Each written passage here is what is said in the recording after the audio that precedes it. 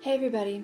So today I'm making this video with my phone because I'm far too lazy to go back upstairs to my computer, and I'm so full right now that I have got full of this book that I just finished reading, and I have got to share it with somebody. So in the wee hours of this morning, I finished reading The Name of the Wind by Patrick Rothfuss. And I would just like everyone in the world to know that it is flawless. It is an amazing, amazing fantasy novel. And I'm just at a loss. It was so beautiful. It is so perfect. For those of you who don't know, The Name of the Wind is the story of a young man named Quote. And basically, the story opens. Patrick Rothfuss is amazing in his opening and in his epilogue, but I'm not going to talk about the epilogue. But they grip you. They're very ambiguous and mysterious, and so you're right from the very beginning. You're like, what is this all about? So basically, the story follows Quote. He is the narrator at some points. The novel flashes between being a first-person narrative and being a third-person omniscient sort of narrative, because what happens is the quote is actually, I guess, kind of in hiding, is the idea that you get in the beginning. And he's in hiding with his friend Bast. And one day, a man named the chronicler finds him and is like, you should tell your story because there are all these rumors around you. Quote is this really sort of mythical figure almost, even in his own lifetime, a heroic figure to some. And so the chronicler is like, you need to set the story straight. People need to know who you are and what really happened. And so Quote's gone through kind of a lot in his life, so he's like, okay, fine, but it'll take 3 days at least. So that's why the first book is called, it's The Name of the Wind, The King Killer Chronicles, because he is sometimes known as, Quote, the King Killer. And this is day one. Day two is Wise Man's Fear, which was released, I believe, in 2012.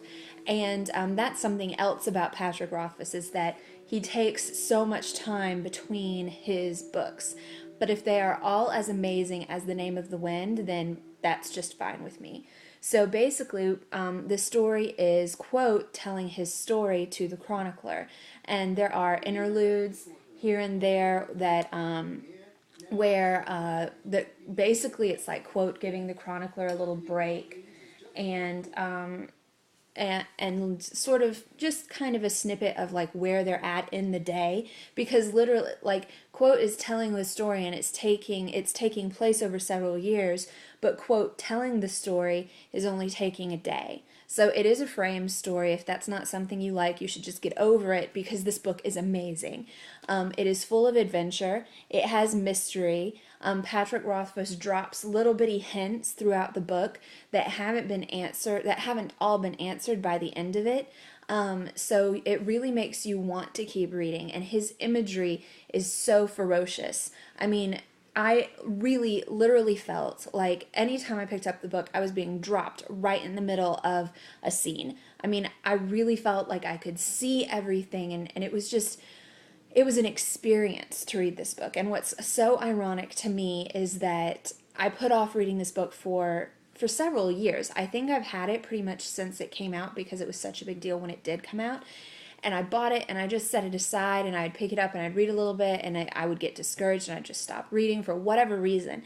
And now, this year, 2014, when I've decided I'm not buying any new books, I finished this one, and it is beautiful and it is well written and it is just flawless, and I want to read the next one, and I've promised myself that I'm not going to do that. And I'm really going to hold myself to it because I really want to get through the books that I have before I buy any new ones. And really, at the heart of it, I'm okay with that. I want The Name of the Wind to seep into my consciousness, for lack of a better word, and exist for a minute, kind of like when you go to a concert and the music stops, and it's in that second between when the music stops and the crowd goes wild and the music just kind of lives in the air for a minute. That's how I feel with The Name of the Wind. I just want it to live in the air for a minute before I start the sequel. And I have a tendency to not do that with books that are in a series. I have a tendency to just marathon them. So I think that this is a good exercise for me so that I let a book sort of stew, cook, live in the air, what have you, before I go and I start the sequel. So that is kind of my review for The Name of the Wind by Patrick Rothfuss. I have one book left to read for January. I am so excited about this.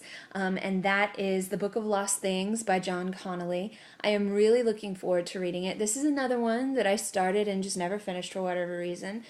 So it's not a very long book. It looks kind of meaty when you just when you look at it, but that's because there's a lot of extra stuff in it. The story itself is not quite 400 pages, so I'll definitely be able to finish it in the next couple of days, and then I'll just get started early on my February reads because I need that. I need that early start.